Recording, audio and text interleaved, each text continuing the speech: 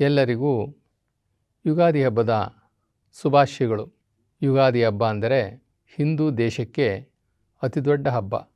ಹಿಂದೂ ದೇಶದಲ್ಲಿ ಈ ಹಬ್ಬವನ್ನು ಯುಗಾದಿಯನ್ನು ಬಹಳ ಸಂಭ್ರಮ ಸಡಗರದಿಂದ ಎಲ್ಲರೂ ಕೂಡ ಆಚರಿಸ್ತಾರೆ. ಇದೊಂದು ಪ್ರಕೃತಿದತ್ತವಾದಂತಹ ಹಬ್ಬ.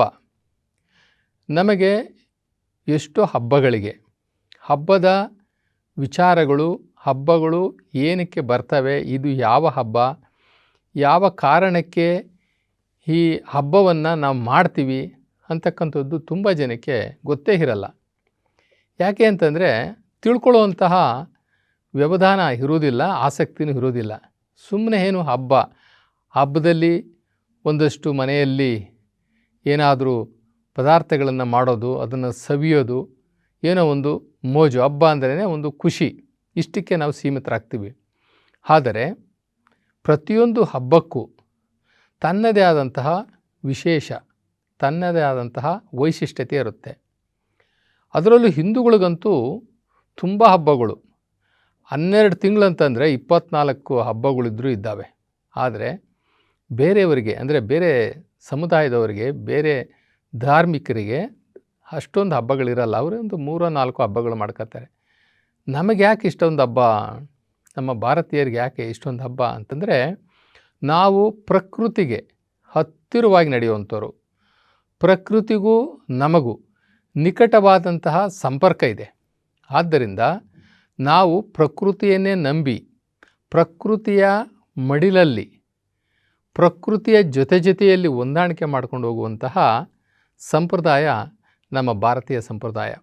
ಈಗ ನಮ್ಮ ಈ ಯುಗಾದಿ ಹಬ್ಬದ ಒಂದು ವಿಶಿಷ್ಟತೆ ಏನಪ್ಪ ಅಂತಂದರೆ, ಪ್ರಕೃತಿಗೂ ಯುಗಾದಿ ಹಬ್ಬಕ್ಕೂ ತುಂಬ ನಂಟು, ತುಂಬ ಸಂಬಂಧ ಇದೆ. ನಾನು ಆಗಲೇ ಹೇಳ್ದಂಗೆ ನಮ್ಮ ಹಬ್ಬಗಳೆಲ್ಲವೂ ಬಹುತೇಕ ಪ್ರಕೃತಿಯ ಆಧಾರದ ಮೇಲೆ ನಾವು ಮಾಡ್ತಾ ಬರ್ತೀವಿ. ನೋಡಿ, ಈ ಯುಗಾದಿ ಅನ್ನುವಂಥದ್ದು, ಯುಗಾದಿ ಅನ್ನೋದ್ರಲ್ಲೇ ಇದರ ಅರ್ಥ ಅಡಗಿದೆ. ಯುಗದ ಆದಿ ಯುಗಾದಿ, ಯುಗದ ಆದಿ ಯುಗಾದಿ.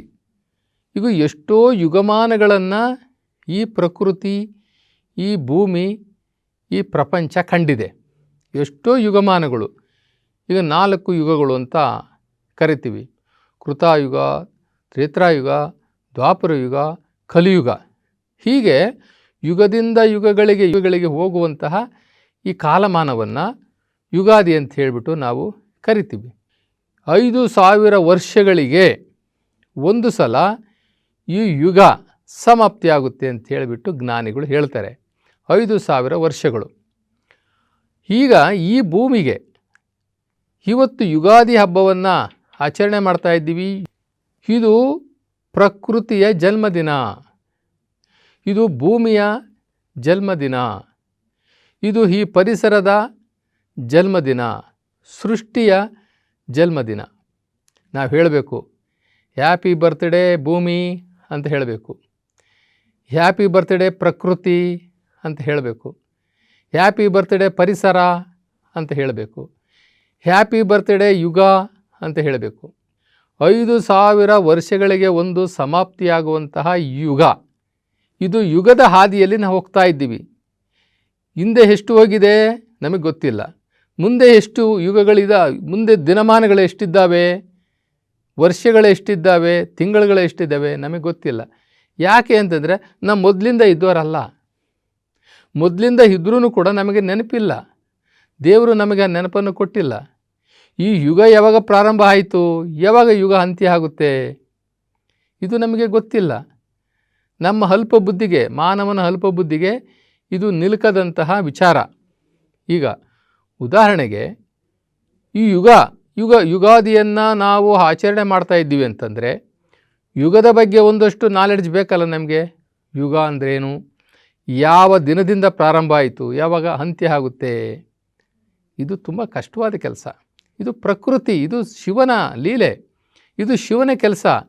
ಈ ಜಗತ್ತನ್ನು, ಈ ಬ್ರಹ್ಮಾಂಡವನ್ನು, ಈ ಆಕಾಶವನ್ನು, ಈ ಭೂಮಿಯನ್ನು, ಈ ಮಾನವ ಕುಲಕೋಟಿಯನ್ನು, ಪ್ರಾಣಿ ಪಕ್ಷಿಯನ್ನು, ಜೀವ ಜಂತುಗಳನ್ನು ಸೃಷ್ಟಿ ಮಾಡಿರ್ತಕ್ಕಂಥ ಆ ಪರಮಾತ್ಮ, ಆ ಶಿವನಿಗೆ ಮಾತ್ರ ಈ ಭೂಮಿಯ ಆಯಸ್ಸು ಇನ್ನೂ ಎಷ್ಟಿದೆ. ಯಾವಾಗ ಭೂಮಿಯನ್ನು ಇಟ್ಟ, ಯಾವಾಗ ಈ ನಕ್ಷತ್ರಗಳನ್ನು ಇಟ್ಟ, ಯಾವಾಗ ಸೂರ್ಯನನ್ನು ಇಟ್ಟ, ಯಾವಾಗ ಈ ಆಕಾಶವನ್ನು ಇಟ್ಟ, ಯಾವಾಗ ಈ ಪ್ರಕೃತಿಯಲ್ಲಿ ಈ ಜಲಪಾತಗಳನ್ನು, ಈ ಬೆಟ್ಟಗಳನ್ನು, ಈ ಗುಡ್ಡಗಳನ್ನು, ಈ ನದಿಗಳನ್ನು, ಈ ಸಮುದ್ರಗಳನ್ನು, ಈ ಸುಂದರವಾದ ವನಗಳನ್ನು, ಈ ಕಾಡುಗಳನ್ನು, ಈ ಜರಿಗಳನ್ನು ಯಾವಾಗಿಟ್ಟ ಅದು ಅವನಿಗೇ ಗೊತ್ತು. ನಮಗೇನು ಗೊತ್ತು? ನಮ್ಮ ಬರ್ತ್ಡೇ ಗೊತ್ತು, ಯಾವಾಗ ಹುಟ್ಟಿದ್ವಿ ಅನ್ನೋದು ಗೊತ್ತು, ಎಷ್ಟನೇ ಬರ್ತ್ಡೇ ಹೀಗೆ ಮಾಡ್ಕೋತಾ ಇದ್ದೀವಿ ಅನ್ನೋದು ಗೊತ್ತು. ನೆಕ್ಸ್ಟ್ ನಮಗೆ ಏನು ಗೊತ್ತಿಲ್ಲ, ಯಾವಾಗ ನಮ್ಮ ಅಂತ್ಯ ಅನ್ನೋದು ನಮಗೆ ಗೊತ್ತಿಲ್ಲ. ಅದು ಯಾರ ಕೈನಲ್ಲಿದೆ? ಪರಮಾತ್ಮನ ಕೈನಲ್ಲಿದೆ. ಹಾಗಿದ್ದಾಗ ಈ ಯುಗದ ಅಂತ್ಯ ಯಾರ ಕೈನಲ್ಲಿದೆ? ಪರಮಾತ್ಮನ ಕೈನಲ್ಲಿದೆ. ನೋಡಿ, ಈ ಪಂಚಭೂತಗಳಿಂದ ತಯಾರು ಮಾಡಿರ್ತಕ್ಕಂಥ ಈ ಜಗತ್ತಿಗೆ ಎಷ್ಟು ಕೋಟಿ ಜೀವರಾಶಿಗಳು ಬಂದು ಹೋಗಿದ್ದಾವೆ. ಈಗ ಇದಕ್ಕೆ ಎಷ್ಟು ಆಯಸ್ಸು, ಈ ಭೂಮಿಗೆ ಎಷ್ಟು ಆಯಸ್ಸು, ಈ ಜಗತ್ತಿಗೆ ಎಷ್ಟು ಆಯಸ್ಸು. ಕ್ರಿಶ್ಚಿಯನ್ರು ಯೇಸು ಕ್ರಿಸ್ತ ಅವನ ಹುಟ್ಟಿದ ದಿನವನ್ನು ಲೆಕ್ಕಾಚಾರ ಹಾಕ್ಕೊಂಡು ಅವರು ಕ್ರಿಸ್ತ ಶಕ ಅಂತ ಮಾಡಿಕೊಂಡ್ರು. ಕ್ರಿಸ್ತ ಶಕ ಅಂತ ಮಾಡಿಕೊಂಡಾಗ ಇವಾಗ ನಮಗೆ 2022ನೇ ಇಸ್ವಿವರೆಗೂ ನಮಗೆ ಗೊತ್ತು. ಅದರಿಂದ ಹಿಂದಕ್ಕೆ ನಮಗೆ ಗೊತ್ತಿಲ್ಲ. ಅದರಿಂದ ಹಿಂದೆ ಇದ್ದಿದ್ದು ಯಾವುದು? ಬೌದ್ಧ ಧರ್ಮ. ಬೌದ್ಧಿಸ್ಟ್ ಕೇಳಿದ್ರೆ ನಮಗೆ ಗೊತ್ತಿಲ್ಲ ಅಂತಾರೆ. ಅದರಿಂದ ಇದ್ದಿದ್ದು ಜೈನ ಧರ್ಮ, ಅವ್ರಿಗೆ ಕೇಳಿದ್ರೆ ನಮಗೆ ಗೊತ್ತಿಲ್ಲ ಅಂತಾರೆ. ಹೀಗೆ ಕೇಳ್ತಾ ಹೋದಾಗ ಗೊತ್ತಿಲ್ಲ ಅಂತಾರೆ. ನಮ್ಮ ಭಾರತದಲ್ಲಿ ನಾವು ಒಂದು ಯುಗ ಅಂತ ಮಾಡ್ಕೊಂಡ್ವಿ. ಆ ಯುಗ ನಮಗೆ ಅದನ್ನು ಕೂಡ ನಮಗೆ ಯಾವಾಗ ಅಂತ ಗೊತ್ತಿಲ್ಲ. ನಂತರ ಈ ಮುಸಲ್ಮಾನರು ಕೂಡ ಒಂದು ಹಿಜ್ರೆ ಶಕೆ ಅಂತ ಹೇಳ್ಬಿಟ್ಟು ಮಾಡಿಕೊಂಡ್ರು, ಅದು ಗೊತ್ತಿಲ್ಲ. ಶಾಲಿವಾಹನ ಶಕೆ ನಾವು ಮಾಡ್ಕೊಂಡಿದ್ದು, ಅದರಲ್ಲಿ ನಾವು ನೋಡಿದ್ರು ಕೂಡ ಈ ಭೂಮಿ ಯಾವಾಗ ಹುಟ್ಟಿತು, ಯಾವಾಗ ಅಂತ್ಯ, ಈ ಯುಗದ ಹಾದಿ ಯಾವಾಗ, ಈ ಯುಗದ ಅಂತ್ಯ ಯಾವಾಗ ಗೊತ್ತಿಲ್ಲ. ಗೊತ್ತಿಲ್ಲದೆ ಮರುವಿನಲ್ಲಿ ಭರವಸೆಯ ಬದುಕನ್ನು ಕಟ್ಕೊಂಡಿರ್ತಕ್ಕಂಥವನು ಮಾನವ. ಭರವಸೆಯ ಬದುಕು, ಹಿಂದಲದು ಗೊತ್ತಿಲ್ಲ, ಮುಂದಲದು ಗೊತ್ತಿಲ್ಲ. ಆದರೆ ಪ್ರಸ್ತುತ ಇವತ್ತು ಏನು ನಡೀತದೆ ಅದನ್ನು ಆನಂದ ಪಡ್ತಾ ಈ ಯುಗದ ಜೊತೆಗೆ, ಈ ದಿನಮಾನಗಳ ಜೊತೆಗೆ, ಈ ಸೆಂಚುರಿಗಳ ಜೊತೆಗೆ ಹೋಗ್ತಾ ಇದ್ದೀವಿ ನೋಡ್ರಿ. ಇದನ್ನೇ ಬದುಕು ಅಂತ ಹೇಳೋದು. ಆದ್ರೂ ಕೂಡ ಈ ಯುಗಾದಿ ಹಬ್ಬದ ಒಂದು ವಿಶೇಷತೆ, ಈ ದಿನವೇ ಯುಗಾದಿ ಹಬ್ಬ ಹೇಗೆ ಬರುತ್ತೆ, ಯಾವತ್ತು ಬರುತ್ತೆ ಯುಗಾದಿ ಹಬ್ಬ? ಯುಗಾದಿ ಹಬ್ಬ ಯಾವತ್ತು ಬರುತ್ತೆ ಅಂತಂದರೆ, ಯಾವತ್ತು ಭೂಮಿಯ ಮೇಲೆ ಇರ್ತಕ್ಕಂಥ ಎಲ್ಲ ಮರಗಿಡಗಳು ಹಳೆಯ ತಮ್ಮ ಎಲೆಗಳನ್ನು ಉದುರಿಸಿ ಹೊಸ ಚಿಗುರನ್ನು ತಂದುಕೊಳ್ತವೆ. ಅಂದರೆ ಹೊಸ ಬಟ್ಟೆ ಹಾಕ್ಕೊಳ್ಳೋದು. ಈಗ ನಾವು ಹಬ್ಬಗಳು ಬಂದರೆ ಏನು ಮಾಡ್ತೀವಿ? ಹೊಸ ಹಬ್ಬಕ್ಕೆ ಏನಾದರೂ ಮಾಡಿ ಒಂದು ಹೊಸ ಬಟ್ಟೆ ಹಾಕ್ಕೋಬೇಕು, ಹಬ್ಬಕ್ಕೆ ಒಂದು ಹೊಸ ಬಟ್ಟೆ ಹಾಕ್ಕೊಳ್ಬೇಕು ಅಂತ ಹೇಗೆ ನಮಗೆ ತವಕ ಇರ್ತದಲ್ಲ, ಹಾಗೆ ಪ್ರಕೃತಿನೂ ಕೂಡ ಹಳೆಯ ಎಲೆಗಳನ್ನು ಉದುರಿಸಿ ಹೊಸ ಚಿಗುರನ್ನು ತಂದುಕೊಳ್ಳುತ್ತೆ. ಆ ಚಿಗುರಿನ ಜೊತೆಗೆ ಹೂವುಗಳು, ಗೊಂಚಲುಗಳು ಬರ್ತದೆ. ಒಂದು ರೀತಿ ಇಡೀ ಪ್ರಕೃತಿಯಲ್ಲಿರ್ತಕ್ಕಂಥ ಎಲ್ಲ ಮರ ಗಿಡಗಳು, ಬಳ್ಳಿಗಳು, ಹೂವುಗಳ ಸಮೇತ ವಿಜೃಂಭಿಸೋಕ್ಕೆ ಶುರುವಾಗುತ್ತೆ. ಆ ಮಾಸವನ್ನು ನಾವು ಚೈತ್ರ ಮಾಸ ಅಂತ ಕರಿತೀವಿ. ಆ ಚೈತ್ರ ಮಾಸ ನಮ್ಮ ಹಿಂದೂಗಳಿಗೆ ಹೊಸ ವರ್ಷದ ಮಾಸ.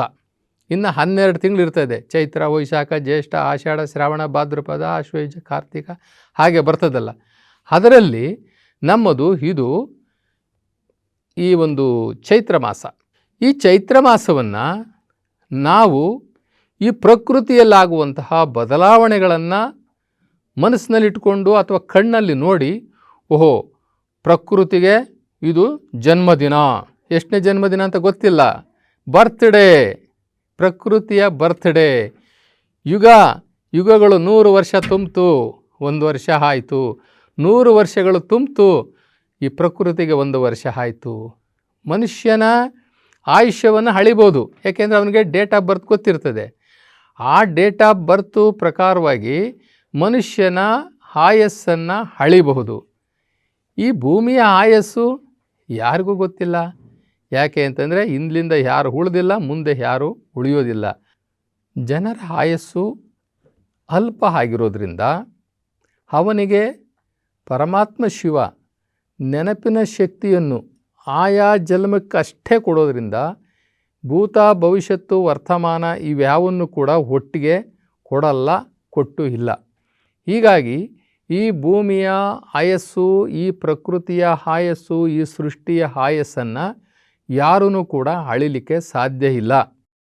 ಆದ್ದರಿಂದ ನಾವೇನು ಮಾಡ್ತೀವಿ, ಪ್ರಕೃತಿಯಲ್ಲಾದಂಥ ಬದಲಾವಣೆ ಇದೆಯಲ್ಲ, ಮರ ಗಿಡಗಳು ಚಿಗುರುವಂಥದ್ದು, ಮರ ಗಿಡಗಳಲ್ಲಿ ಒಂದು ಹೊಸತನ ಕಾಣಿಸುವಂಥದ್ದು, ಹೂವುಗಳು ಬಿಡುವಂಥದ್ದು, ಜೊತೆಗೆ ಕೋಗಿಲೆ ಈ ಒಂದು ಮಾಸದಲ್ಲಿ ಮಾತ್ರ ಬಾಯಿ ತೆರೆದು ಅದು ಕೂಗುತ್ತೆ. ಆ ಕೋಗಿಲೆಯ ಗಾನ, ಹಕ್ಕಿಗಳ ಒಂದು ಹೊಸ ರೀತಿಯ ಚಿಲುಪಿಲಿ ಪ್ರಾರಂಭ ಆಗುತ್ತೆ. ಏನೋ ಒಂದು ರೀತಿ ಆ ಹಕ್ಕಿ ಪಕ್ಷಿಗಳಿಗೆ ಒಂದು ಉತ್ಸಾಹ, ಹುಮ್ಮಸ್ಸು, ಸಂಭ್ರಮ. ಈ ತಿಂಗಳು ಚೈತ್ರ ಮಾಸ ಬಂತು ಅಂದರೆ, ಈ ವಸಂತ ಮಾಸ ಬಂತು ಅಂತಂದರೆ ಹಕ್ಕಿ ಪಕ್ಷಿಗಳಲ್ಲಿ ಏನೋ ಒಂದು ರೀತಿ ಹೊಸತನ, ಹೊಸ ಚೈತನ್ಯವನ್ನು ನಾವು ನೋಡ್ತೀವಿ. ಪ್ರಕೃತಿಯಲ್ಲಿ ಒಂದು ಹೊಸ ಬದಲಾವಣೆಯನ್ನೇ ನಾವು ನೋಡ್ತೀವಿ. ಇದನ್ನು ನೋಡಿದಾಗ ಈ ಪ್ರಕೃತಿಗೆ ಜನ್ಮದಿನ, ಈ ಭೂಮಿಗೆ ಜನ್ಮದಿನ, ಈ ಸೃಷ್ಟಿಗೆ ಜನ್ಮದಿನ ಅಂತ ತಿಳ್ಕೊಂಡು ನಾವೇನು ಮಾಡ್ತೀವಿ, ಈ ಯುಗಕ್ಕೆ ಒಂದು 100 ವರ್ಷ ಆಯಿತು ಅಥವಾ 1 ವರ್ಷ ಆಯಿತು. ಯುಗದಿಂದ ಯುಗಕ್ಕೆ ಈಗ ನಾವು 12 ತಿಂಗಳು ನಾವು ಇಟ್ಕೊಂಡ್ಬಿಟ್ಟಿದ್ದೀವಿ. ಚೈತ್ರ, ವೈಶಾಖ, ಜ್ಯೇಷ್ಠ, ಆಷಾಢ, ಶ್ರಾವಣ ಅಂತ ಇಟ್ಕೊಂಡ್ಬಿಟ್ಟಿದ್ದೀವಿ. 12 ತಿಂಗಳು. January, February, March, April, May, June ಅಂತ ಇಟ್ಕೊಂಡಿದ್ದೀವಲ್ಲ, ಹಾಗೆ ನಾವು ಕನ್ನಡದಲ್ಲಿ ಇಟ್ಕೊಂಡಿದ್ದೀವಿ. ಅಲ್ಲಿಗೆ ನಮಗೆ 12 ತಿಂಗಳು ನಂತರ ಮತ್ತೆ 12 ತಿಂಗಳ 1 ವರ್ಷ ಆಯಿತು, ಈ ಪ್ರಕೃತಿಗೂ 1 ವರ್ಷ ಆಯಿತು ಅನ್ನುವ ರೀತಿಯಲ್ಲಿ ನಾವು ಅಳಿತೀವಿ. ಇದಕ್ಕೆ ನಾವು ಮಾನದಂಡವಾಗಿ ಏನು ಮಾಡ್ತೀವಿ, ಚಂದ್ರನನ್ನು ಉಪಯೋಗಿಸ್ಕೊಳ್ತೀವಿ, ಸೂರ್ಯನನ್ನು ಉಪಯೋಗಿಸ್ಕೊಳ್ತೀವಿ. 1 ವರ್ಷಕ್ಕೆ ಹಗಲು ಇಷ್ಟು, 1 ವರ್ಷಕ್ಕೆ ರಾತ್ರಿ ಇಷ್ಟು ಅಂತ ಹೇಳಿಬಿಟ್ಟು ಕೆಲವರು ಚಂದ್ರನನ್ನು ಫಾಲೋ ಮಾಡ್ತಾರೆ. 100 ದಿನಗಳನ್ನು ಎಣಿಸ್ಕೊಳ್ಳಿಕ್ಕೆ ಅಥವಾ 12 ಮಾಸಗಳು ಅಂದರೆ 365 ದಿನಗಳು. ಈ 365 ದಿನಗಳನ್ನು ಎಣಿಸ್ಕೊಳ್ಳಿಕ್ಕೆ ಕೆಲವು ಪಂಚಾಂಗದಲ್ಲಿ ಸೌರಮಾನ ಪಂಚಾಂಗ, ಚಂದ್ರಮಾನ ಪಂಚಾಂಗಗಳಿದಾವಲ್ಲ, ಅವು ಚಂದ್ರನನ್ನು ಆಧರಿಸಿ ಕೆಲವರು 365 ದಿನವನ್ನು ಲೆಕ್ಕ ಹಾಕ್ತಾರೆ. ಇನ್ನು ಕೆಲವರು ಸೂರ್ಯನನ್ನು ಉಪಯೋಗಿಸಿಕೊಂಡು ಹಗಲು ಮತ್ತು ರಾತ್ರಿಯನ್ನು ಉಪಯೋಗಿಸಿಕೊಂಡು ಚಂದ್ರಮಾನ ಮತ್ತು ಸೂರ್ಯಮಾನ ಪಂಚಾಂಗಗಳ ಮುಖಾಂತರ ಅವರು ಯುಗಾದಿಗಳನ್ನು ಸಹ ಮಾಡ್ತಾರೆ. ಕೆಲವರು ಚಂದ್ರಮಾನ ಯುಗಾದಿಯನ್ನು ಮಾಡಿದ್ರೆ, ಇನ್ನು ಕೆಲವರು ಸೂರ್ಯಮಾನ ಯುಗಾದಿಯನ್ನು ಅವರು ಮಾಡ್ತಾರೆ. ಹೀಗಾಗಿ ನಾವು ಈ ಪ್ರಕೃತಿಯ ಒಂದು ಬದಲಾವಣೆಯ ಒಂದು ನಿಯಮ ಇದೆಯಲ್ಲ, ಅದು ಮನುಷ್ಯನಿಗೆ ಎಚ್ಚರಿಕೆಯ ಗಂಟೆ. ಏ ಮಾನವ, ಬರೀ ನನಗಷ್ಟೇ ವಯಸ್ಸಾಗ್ತಾ ಇಲ್ಲ, ನಿನಗೂ ವಯಸ್ಸಾಗ್ತೈತೆ. ಏ ಮಾನವ, ನಾನು ಕೂಡ ಒಂದು ದಿನ ಪ್ರಳಯಕ್ಕೆ ಹೋಗ್ತೀನಿ. ಈ ಪ್ರಕೃತಿ ಒಂದು ದಿನ ಪ್ರಳಯಕ್ಕೆ ಒಳಗಾಗುತ್ತೆ. ನೀನು ಅಷ್ಟೇ, ನೀನು ಸಾವಿಗೆ ತುತ್ತಾಗ್ತೀಯಾ. ಎರಡರ ಅನುಭವವನ್ನು ಕೂಡ ಇಲ್ಲಿ ಕೊಡ್ತಾ ಇದೆ. ಇಲ್ಲಿ ಮನುಷ್ಯನಾದವನು ಈ ಪ್ರಕೃತಿಯನ್ನು ಆರಾಧಿಸುವವನಾಗಿ, ಈ ಪ್ರಕೃತಿಯನ್ನು ಸೃಷ್ಟಿಸಿದ ಸೃಷ್ಟಿಕರ್ತ ಪರಮಾತ್ಮ ನಿರಾಕಾರ ಶಿವ, ಆ ಶಿವನನ್ನು ನೆನೆಸ್ಕೋಬೇಕು ಯಾವಾಗಲೂ. ಯಾಕೆ ಅಂತಂದರೆ, ಒಂದು ಯುಗಾದಿ ಆಯಿತು ಅಂತಂದರೆ ಅವನ ಜೀವಮಾನದಲ್ಲಿ 1 ವರ್ಷ ಹೋಯಿತು ಅಂತ. ಅವನ ಕಾಲಾವಧಿಯಲ್ಲಿ ಅಂದರೆ ಅವನ ಆಯಸ್ಸಿನಲ್ಲಿ 1 ವರ್ಷ ಹೋಯಿತು. ಒಂದು ಯುಗಾದಿ ಹೋಯಿತು ಅಂತಂದರೆ ಅವನ ಆಯಸ್ಸಿನಲ್ಲಿ 1 ದಿನ ಹೋಯಿತು. ಇದು ಎಚ್ಚರಿಕೆ ಏನು ಅಂತಂದರೆ, ಹೇ ಮಾನವ, ನಾನು ಅಂದರೆ ಪ್ರಕೃತಿ, ನೀನು ನರಮಾನವ, ನಾವಿಬ್ಬರೂ ಕೂಡ ಸಾವಿನ ಕಡೆ ಹೋಗ್ತಾ ಇದ್ದೀವಿ. ನೀನಾದರೂ ಅಲ್ಪ ಆಯುಷಿ, ನಾನಾದರೂ ದೀರ್ಘಾಯುಷಿ. ಆದರೂ ನನಗೆಷ್ಟು ದೀರ್ಘಾಯುಷಿ ಇದೆ ಗೊತ್ತಿಲ್ಲ, ಆದರೆ ನಿನ್ನ ಸಾವು ನಿನಗೂ ಗೊತ್ತಿಲ್ಲ. ಇಬ್ಬರೂ ಕೂಡ ನಾವು ಸಾವಿನ ಕಡೆ ಹೋಗ್ತಾ ಇದ್ದೀವಿ. ಆದ್ದರಿಂದ ಪರಮ ಆದ್ಯತೆ ಏನು ಅಂತಂದರೆ, ನೀನು ನಿರಾಕಾರ ಪರಮಾತ್ಮ ಶಿವನನ್ನು ತಿಳಿದುಕೋ. ನಾನು ನನ್ನ ಸೃಷ್ಟಿಕರ್ತನಾದ ಆ ಸೃಷ್ಟಿಕರ್ತ ಪರಮಾತ್ಮ ಶಿವನನ್ನು ನಾನು ಅರ್ಥೈಸಿಕೊಳ್ತೇನೆ ಎಂಬುದಾಗಿ ಈ ಪ್ರಕೃತಿ ಈ ಮನುಷ್ಯನ ಜೊತೆ ಹೊಂದಾಣಿಕೆ ಮಾಡಿಕೊಳ್ಳುತ್ತೆ. ಯಾಕೆ ಅಂತಂದರೆ, ಪ್ರಕೃತಿಯೂ ಕೂಡ ಪಂಚಭೂತಗಳಿಂದ ಆಗಿದೆ, ಮಾನವನು ಕೂಡ ಪಂಚಭೂತಗಳಿಂದ ಆಗಿದ್ದಾನೆ. ಈ ಪಂಚಭೂತಗಳು ಅಂತಂದರೆ ಭೂಮಿ, ನೀರು, ಬೆಂಕಿ, ಆಕಾಶ, ಗಾಳಿ, ಇವು ಈ ಪಂಚಭೂತಗಳಿಂದ ಆಗಿರ್ತಕ್ಕಂಥ ಈ ಪ್ರಕೃತಿ ಮತ್ತು ಪಂಚಭೂತಗಳಿಂದ ಆಗಿರ್ತಕ್ಕಂಥ ಈ ಶರೀರ, ಇವೆರಡಕ್ಕೂ ಕೂಡ ನಿಕಟವಾದಂಥ ಸಂಪರ್ಕ ಇದೆ. ಈ ಪ್ರಕೃತಿಯಲ್ಲಿ ಆದಂಥ ವೈಪರೀತ್ಯಗಳೇನಿದ್ದಾವೆ ಆ ವೈಪರೀತ್ಯದ ಪ್ರಭಾವಗಳು ಎಲ್ಲವೂ ಕೂಡ ಮಾನವನ ಮೇಲೂ ಸಹ ಮಾನವನ ಶರೀರದ ಮೇಲೂ ಸಹ ಆಗುತ್ತೆ. ಯಾಕೆ ಅಂತಂದರೆ ಪ್ರಕೃತಿ ಮತ್ತು ಈ ಪುರುಷ ಇಬ್ಬರೂ ಕೂಡ ಅಂದರೆ ಈ ಮಾನವ ಕುಲಕೋಟಿ ಈ ಜೀವ ಜಂತುಗಳಿದೆಯಲ್ಲ ಇವು ಕೂಡ ಅದರ ಜೊತೆಯಲ್ಲೇ ಪ್ರಕೃತಿಯ ಅನುಗುಣವಾಗಿ ಸ್ವಭಾವಗಳಿಗೆ ಅನುಗುಣವಾಗಿ ಅವೆರಡೂ ಹೋಗ್ತವೆ. ನಮ್ಮ ಈ ಪರಂಪರೆಯಲ್ಲಿ ಇದನ್ನು ಈ ರೀತಿ ಅರ್ಥ ಮಾಡಿಕೊಂಡು ಶಿವನನ್ನು ನೆನೆಸಿಕೊಂಡು ಓ ದೇವರೇ ನನ್ನ ಆಯಸ್ಸಿನಲ್ಲಿ ಒಂದು ಯುಗಾದಿ ಕಳೀತು ಅಂದರೆ 1 ವರ್ಷ ಕಳೀತು, ನಾನು ಇನ್ನು ಸಾವಿನ ಕಡೆ ಹೋಗ್ತಾ ಇದ್ದೀನಿ, ಈ ಪ್ರಕೃತಿಯು ಕೂಡ ಪ್ರಳಯದ ಕಡೆ ಹೋಗ್ತಾ ಇದೆ ಅಂತ ತಿಳ್ಕೊಂಡು ಈ ಎಚ್ಚರಿಕೆ ಗಂಟೆ ಏನಪ್ಪ ಅಂತಂದರೆ ಜ್ಞಾನಿಗಳು ಹೇಳುವಂಥದ್ದು ಹಬ್ಬವನ್ನು ಸಂಭ್ರಮಿಸಿ ಬೇಡ ಅಂತ ಹೇಳಲ್ಲ. ನಿಮಗೆ ಬೇಕಾದಂಗೆ ದೇವರು ಯಾವ ರೀತಿ ನಿಮಗೆ ಸೌಲಭ್ಯಗಳನ್ನು ಕೊಟ್ಟಿದ್ದಾನೆ, ಸವಲತ್ತುಗಳನ್ನು ಕೊಟ್ಟಿದ್ದಾನೆ, ಆಶೀರ್ವಾದ ಮಾಡಿದ್ದಾನೆ, ಆ ರೀತಿ ನೀವು ಹಬ್ಬಗಳನ್ನು ಆಚರಣೆ ಮಾಡಿರಿ. ಆದರೆ ಹಬ್ಬದ ಆಚರಣೆಯ ನಡುವೆ ದೇವರನ್ನು ಮರೆಯಬೇಡ್ರಿ, ಪ್ರಕೃತಿ ನಿಯಮಗಳನ್ನು ಮರೆಯಬೇಡ್ರಿ, ಪ್ರಕೃತಿಯನ್ನು ಮರೆಯಬೇಡ್ರಿ. ನಿಮ್ಮ ಅಲ್ಪ ಈ ಆಯುಷ್ಯನ್ನು ನೀವು ಸಾರ್ಥಕಪಡಿಸಿಕೊಂಡು ಪ್ರತಿ ಕ್ಷಣ ಪ್ರತಿ ನಿಮಿಷ ಆ ಪರಮಾತ್ಮ ನಿರಾಕಾರ ಶಿವನ ನೆನಪಿನಲ್ಲಿರಿ. ಅವನ ನೆನಪನ್ನು ಮಾಡಲಿಕ್ಕೆ ಇವೆಲ್ಲ ಎಚ್ಚರಿಕೆಯ ಗಂಟೆಗಳಾಗಿದ್ದವೆ. ಆದ್ದರಿಂದ ಈ ಪ್ರಕೃತಿಯನ್ನು ನಾವು ಬರೀ ಹೊಗಳೋದಲ್ಲ, ನಮ್ಮ ಋಷಿ ಮುನಿಗಳು ಋಷಿ ಕವಿಗಳಂತೂ ಈ ಪ್ರಕೃತಿಯನ್ನು ತುಂಬ ಚೆನ್ನಾಗಿ ಹೊಗಳ್ತಾರೆ. ಈ ಆಗುವಂಥ ಈ ಬದಲಾವಣೆಗಳನ್ನು ತುಂಬ ಚೆನ್ನಾಗಿ ಹೊಗಳ್ತಾರೆ. ನೋಡಿ, ಬಿ ಎಂ ಶ್ರೀಕಂಠಯ್ಯನವರು ಅವರು ತಮ್ಮ ಒಂದು ಕವನದಲ್ಲಿ ಹೇಳ್ತಾರೆ, ವಸಂತ ಬಂದ ಋತುಗಳ ರಾಜ ತಾ ಬಂದ, ಚಿಗುರನು ತಂದ ಹೆಣ್ಗಳ ಕುಣಿಸುತ್ತ ನಿಂದ, ಚಳಿಯನ್ನು ಕೊಂದ ಹಕ್ಕಿಗಳುಳಿಗಳ ಚೆಂದ, ಕೂವು ಜಗ್ ಪೂವಿಟ್ಟುವೋ, ಕುರಿ ನೆಗೆದಾಟ ಕುರುಬನ ಕೊರಳಿನ ಊದಾಟ, ಇನಿಯನ ಬೇಟ ಬನದಲ್ಲಿ ಬೆಳದಿಂಗಳೂಟ, ಹೊಸ ನೋಟ ಹಕ್ಕಿಗೆ ನಲಿವಿನ ಪಾಠ, ಕೂವಿ ಜಗ್ ಪೂವಿಟ್ಟುವೋ ಅಂತ ಹೇಳ್ಬಿಟ್ಟು ಬಿ ಎಂ ಶ್ರೀಯವರು ಒಂದು ಒಳ್ಳೆ ಕವನ ಬರೀತಾರೆ ಈ ಋತುರಾಜನ ಬಗ್ಗೆ. ಈ ಋತುರಾಜ ಅಂತಂದರೆ ಎಲ್ಲ ಋತುಗಳಿಗೆ ಇವನು ರಾಜ.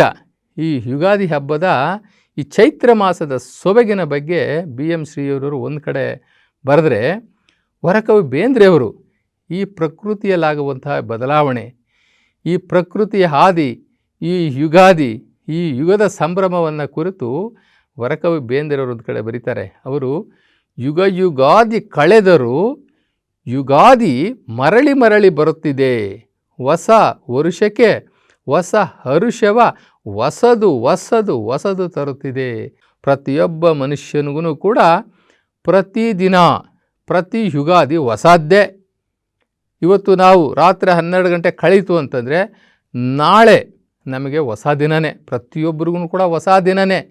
ಹೀಗೆ ಹೊಸ ನಲಿವು, ಹೊಸ ಹುರುಪು, ಹೊಸ ಆಲೋಚನೆ ಇವೆಲ್ಲವೂ ಕೂಡ ಮನುಷ್ಯನ ಜೀವನದಲ್ಲಿ ಬದುಕನ್ನು ಕಟ್ಟಿಕೊಡಲು ನಮಗೆ ಈ ಪ್ರಕೃತಿಯಲ್ಲಾಗುವಂತಹ ಬದಲಾವಣೆಗಳು ಪೂರಕವಾಗಿ ನಿಲ್ತವೆ. ಹೀಗೆ ವಸಂತ ಮಾಸವನ್ನು ನಮ್ಮ ಕರ್ನಾಟಕದಲ್ಲಿ ನಾವು ಚಂದ್ರಮಾನ ಯುಗಾದಿಯನ್ನಾಗಿ ನಾವು ಆಚರಣೆ ಮಾಡಿದ್ರೆ, ಇನ್ನು ಕೇರಳ ಮತ್ತು ತಮಿಳುನಾಡವರು ಅವರು ಸೂರ್ಯಮಾನ ಯುಗಾದಿಯನ್ನು ಆಚರಣೆ ಮಾಡ್ತಾರೆ.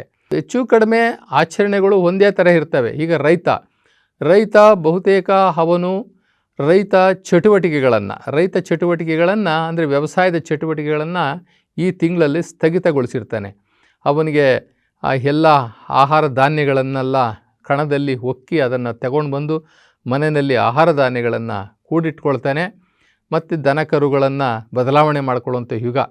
ಮೊನ್ನೆ ತಾನೇ ಸಂಕ್ರಾಂತಿ ಹಬ್ಬ ಆಯಿತು. ಸಂಕ್ರಾಂತಿ ಹಬ್ಬದಲ್ಲಿ ಆ ದನ ಕರುಗಳಿಗೆಲ್ಲ ಮೈ ತೊಳೆದು ಅವಕ್ಕೆಲ್ಲ ಶೃಂಗಾರ ಮಾಡಿ ಆ ದನ ಕರುಗಳ ಋಣ, ಅವು ನಮ್ಮ ಜೊತೆಯಲ್ಲಿ ದುಡ್ದಿದ್ವಲ್ಲ, ನಮ್ಮ ಜೊತೆಯಲ್ಲಿ ವ್ಯವಸಾಯ ಮಾಡಿದ್ವಲ್ಲ, ಯಾವುದೋ ಕೂಲಿ ತಗೊಳ್ದಲೇ. ಒಬ್ಬ ಕೂಲಿಕಾರ ಬಂದರೆ ಅವನಿಗೆ ಸಾಯಂಕಾಲ ಕೂಲಿ ಕೊಟ್ಟು ಕಳಿಸ್ಬೇಕು. ಆದರೆ ನಮ್ಮ ಜೊತೆಯಲ್ಲಿ ದುಡಿತಾ ಇರ್ತಕ್ಕಂಥ ಹಸುಗಳು, ದನಗಳು ಯಾವುದೇ ಕೂಲಿಯನ್ನು ಕೇಳದೆ ನಮ್ಮ ಜೊತೆಯಲ್ಲಿ ದುಡಿದು ನಮ್ಮ ಕಣಜವನ್ನು ತುಂಬುತ್ತವೆ, ನಮ್ಮ ಮನೆಯನ್ನು ತುಂಬುತ್ತವೆ. ಅಂತಹ ಎತ್ತುಗಳಿಗೆ, ಹಸುಗಳಿಗೆ ಒಂದು ಕೃತಜ್ಞತೆಯನ್ನು ತೋರಿಸಿ ನಾವು ಹಬ್ಬವನ್ನು ನಾವು ಮಾಡ್ತೇವೆ.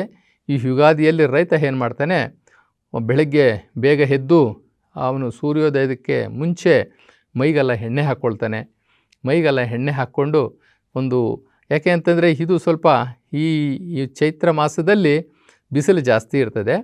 ಆ ಡ್ರೈ ಸ್ಕಿನ್ ಇರೋರಿಗಂತೂ ತುಂಬ ಕಷ್ಟ ಆಗುತ್ತೆ. ಹೀಗಾಗಿ ಈ ಚರ್ಮವನ್ನು ಮೃದು ಮಾಡಿಕೊಳ್ಳಿಕ್ಕೆ ಪ್ರತಿಯೊಬ್ಬರು ಎಣ್ಣೆ ಸ್ನಾನವನ್ನು ಮಾಡ್ತಾರೆ. ಎಣ್ಣೆ ಸ್ನಾನವನ್ನು ಮಾಡಿ ಒಂದು ಹೋಳಿಗೆಯನ್ನು ಮಾಡ್ತಾರೆ. ಎಲ್ಲರ ಮನೆಯಲ್ಲೂ ಸಾಮಾನ್ಯವಾಗಿ ಈ ಹಬ್ಬದ ವಿಶೇಷ ಏನಪ್ಪ ಅಂತಂದರೆ ಹೋಳಿಗೆ ಮಾಡೋದು. ಕೆಲವು ಕಡೆ ಒಬ್ಬಿಟ್ಟು ಅಂತ ಕರೀತಾರೆ ಹೋಳಿಗೆ. ಆ ಹೋಳಿಗೆ ಮಾಡಿ ತೆಂಗಿನಕಾಯಿ ಹಾಲು ಹಾಕ್ಕೊಂಡು ಒಂದಷ್ಟು ತುಪ್ಪವನ್ನು ಹಾಕ್ಕೊಂಡು ಊಟ ಮಾಡ್ತಾಯಿದ್ರೆ ಈ ಹಬ್ಬದ ಸಂಭ್ರಮನೇ ಸಂಭ್ರಮ. ಜೊತೆಗೆ ದೇವರ ಮುಂದೆ ಎಲ್ಲರೂ ಕುಳಿತು ದೇವರ ಧ್ಯಾನವನ್ನು ಮಾಡಿ, ದೇವರ ಪೂಜೆಯನ್ನು ಮಾಡಿ, ಲಿಂಗ ಪೂಜೆಗಳನ್ನು ಮಾಡಿಕೊಂಡು ಸಂಭ್ರಮಿಸ್ತಾರೆ.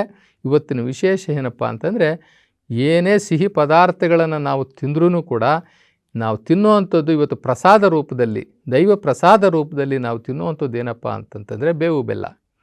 ಆ ಬೇವು ಬೆಲ್ಲದ ಒಂದು ವಿಶೇಷತೆ ಏನಪ್ಪ ಅಂತಂದರೆ, ಹೇ ಪರಮಾತ್ಮ ಶಿವನೇ, ನೀನು ನಮಗೆ ನಮ್ಮ ಜೀವನದಲ್ಲಿ ಬರೀ ಕಷ್ಟಗಳನ್ನೇ ಕೊಡಬೇಡ ಅಥವಾ ಬರೀ ಸುಖವನ್ನೇ ಕೊಡಬೇಡ, ನಮಗೆ ಎರಡನ್ನೂ ಕೂಡ ಸಮನಾಗಿ ಕೊಡು. ನಮಗೆ ಕಷ್ಟಗಳನ್ನು ಕೊಡು, ನಾವು ಬೇಡ ಅನ್ನಲ್ಲ. ಆದರೆ ಕಷ್ಟಗಳನ್ನು ಎದುರಿಸುವಂತಹ ಸಂಯಮ ಶಕ್ತಿಯನ್ನು ಕೂಡ ನಮಗೆ ದಯಪಾಲಿಸು. ಸುಖವನ್ನು ಕೊಡು, ಸುಖದಲ್ಲಿ ನಿನ್ನನ್ನು ಮರೆಯದಂತೆ ನಮ್ಮನ್ನು ಜಾಗೃತರನ್ನಾಗಿ ಮಾಡು. ನಮಗೆ ಕಷ್ಟ, ಸುಖ, ರೋಗ, ರುಜಿನ ಎಲ್ಲವನ್ನು ಕೊಡು, ನಾವು ಅನುಭವಿಸ್ತೀವಿ. ಆದರೆ ಅದರ ಜೊತೆಗೆ ನಿನ್ನ ಆಶೀರ್ವಾದ, ನಿನ್ನ ಕೃಪೆ, ನಿನ್ನ ದಯೆ, ನಿನ್ನ ಕರುಣೆ ಎಲ್ಲವೂ ನಮ್ಮ ಮೇಲಿರಲಿ. ನೀನು ಕೊಡುವಂಥ ಸುಖ ದುಃಖಗಳನ್ನು, ಕಷ್ಟಗಳನ್ನು ಎಲ್ಲವನ್ನೂ ಕೂಡ ನಾವು ಬೇವು ಬೆಲ್ಲದಂತೆ ನಾವು ಸರಿ ಸಮಾನವಾಗಿ ನಾವು ಸ್ವೀಕಾರ ಮಾಡ್ತೀವಿ. ನೀನು ಕಷ್ಟ ಕೊಟ್ಟಿದ್ದೀಯಾ ಅಂತ ನಿನ್ನ ಬೈಕೊಳ್ಳಲ್ಲ, ಸುಖ ಕೊಟ್ಟಿದ್ದೀಯಾ ಅಂತ ನಿನ್ನ ನಾವು ಮರೆಯಲ್ಲ. ಈಗ ಎರಡವನ್ನು ಸಮಚಿತ್ತದಿಂದ ಸಮಭಾವದಿಂದ ಸ್ವೀಕಾರ ಮಾಡಿ ನಿತ್ಯವೂ ನಿನ್ನ ನೆನಪಿನಲ್ಲಿ ನಾವು ಇರ್ತೇವೆ. ಯಾವಾಗಲೂ ನಿತ್ಯ ವಿನೂತನವಾಗಿ ಈ ಪ್ರಕೃತಿ ಹೇಗೆ ಒಂದು ಹೊಳಿತಾ ಇರ್ತದಲ್ಲ ಚೈತ್ರ ಮಾಸ ಬಂದ ಹಾಗೆ ನಾವೂ ಸಹ ಹೊಳೆಯುವ ನಕ್ಷತ್ರಗಳಾಗಿ, ನಾವು ಆತ್ಮ ಬಿಂದುಗಳಾಗಿ, ಆತ್ಮ ಸ್ವರೂಪಿಗಳಾಗಿ, ನಾವು ಆತ್ಮ ನಮ್ಮ ತಂದೆ ಪರಮಾತ್ಮ ಅನ್ನುವಂತಹ ನೆನಪಿನಲ್ಲಿ ಸದಾ ನಿನ್ನನ್ನು ನೆನೆಸ್ಕೊಳ್ತಾ ನಾವು ಇರ್ತೀವಿ ಅಂಥೇಳಿ ನಾವು ಪೂಜ್ಯ ಭಾವದಿಂದ, ಭಕ್ತಿ ಭಾವದಿಂದ, ಭಕ್ತಿ ಜ್ಞಾನ ವೈರಾಗ್ಯ ಭಾವದಿಂದಲೂ ಸಹ ನಾವು ಈ ಬೇವು ಬೆಲ್ಲವನ್ನು ನಾವು ಸ್ವೀಕಾರ ಮಾಡ್ತೀವಿ. ಅಷ್ಟೇ ಅಲ್ಲ, ಹಿರಿಯರು ಕಿರಿಯರಿಗೆ ಕೊಡುವಂಥದ್ದು, ಕಿರಿಯರು ಬಹಳ ಸಂತೋಷದಿಂದ ಎರಡೂ ಕೈಯನ್ನು ಚಾಚಿ ಎರಡೂ ಕಣ್ಣಿಗೆ ಒತ್ಕೊಂಡು ಅದನ್ನು ಸ್ವೀಕಾರ ಮಾಡುವಂಥದ್ದು, ಇವೆಲ್ಲವೂ ಕೂಡ ಒಂದು ರೀತಿ ಆಶೀರ್ವಾದ ರೂಪದಲ್ಲಿ ಸಹ ಇರ್ತದೆ.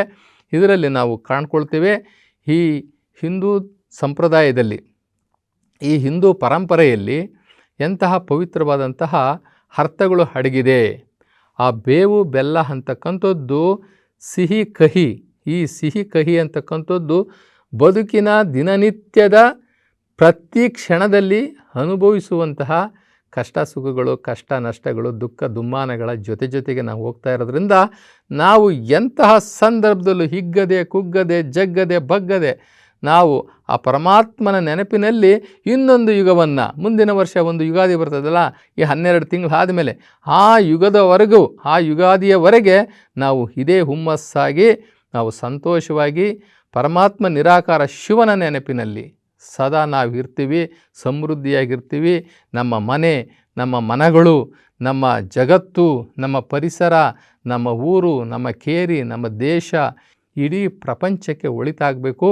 ಎಲ್ಲರೂ ಸಾಮರಸ್ಯದಿಂದ ನಾವು ಬದುಕಬೇಕು. ಜೊತೆಗೆ ನಾವು ಜೈ ಭಾರತ್ ಅಂತ ಹೇಳಿದ್ರೆ ನಾವು ಸಾಲದದು. ಜೈ ಭಾರತ್ ಜೊತೆಗೆ ನಾವು ಜೈ ಜಗತ್ ಅನ್ನೋದನ್ನು ನಾವು ಕಲಿಬೇಕು. ಜೈ ಜಗತ್ತಿದೆಯಲ್ಲ, ಆ ಜಗತ್ತೇ ಪರಮಾತ್ಮನ ಮಹಾಮನೆ. ಆ ಪರಮಾತ್ಮನ ಮಹಾಮನೆಯಲ್ಲಿ ನಾವೊಬ್ಬರು ಸದಸ್ಯರು, ನಮ್ಮ ದೇಶ ಒಂದಿದೆ ಅಷ್ಟೇ. ಜಗತ್ತು ಉಳಿದ್ರೆ ನಾವು ಉಳಿತೀವಿ, ಜಗತ್ತು ಸಮೃದ್ಧಿಯಾಗಿದ್ದರೆ ನಾವು ಸಮೃದ್ಧಿಯಾಗಿರ್ತೀವಿ. ನಮ್ಮ ಮಾಲೀಕ, ನಮ್ಮ ಈ ಜಗತ್ತಿನ ಮಾಲೀಕ ನಿರಾಕಾರ ಪರಮಾತ್ಮ ಶಿವ. ಆ ಶಿವನ ಮನೆಯ ಮಾಲೀಕತ್ವದ ನಾವು ಸದಸ್ಯರು. ಯಾವುದೇ ದೇಶದವರಿರ್ಬೋದು, ಯಾವುದೇ ಕೋಶದವರಿರ್ಬೋದು, ಯಾವುದೇ ಪ್ರಾಂತ್ಯದವರಿರ್ಬೋದು, ಪರಮಾತ್ಮನ ಮಹಾಮನೆಯ ಮಕ್ಕಳು ನಾವೆಲ್ಲ ಎಂಬುದಾಗಿ ನಾವು ಖುಷಿಯಾಗಿ ಇಡೀ ಜಗತ್ತು, ಇಡೀ ಗ್ಲೋಬೇ ಚೆನ್ನಾಗಿರಬೇಕು ಅಂತ ಹೇಳಿಬಿಟ್ಟು ನಾವು ಕೇಳ್ಕೊಳ್ತಾ ಈ ಒಂದು ಹಬ್ಬವನ್ನು, ಈ ಯುಗಾದಿ ಹಬ್ಬವನ್ನು ಸಡಗರ ಸಂಭ್ರಮ ಜೊತೆಗೆ ದೇವರ ಪರಮಾತ್ಮ ನಿರಾಕಾರ ಶಿವನ ನೆನಪಲ್ಲಿ ಅವನ ಕೃಪಾ ಕಟಾಕ್ಷವನ್ನು ನಾವು ಬೇಡ್ತಾ ಬಹಳ ಸಂಭ್ರಮವಾಗಿ ಆಚರಿಸೋಣ. ಎಲ್ಲರಿಗೂ ಯುಗಾದಿ ಹಬ್ಬದ ಶುಭಾಶಯಗಳು. ಶರಣು ಶರಣಾರ್ಥಿ.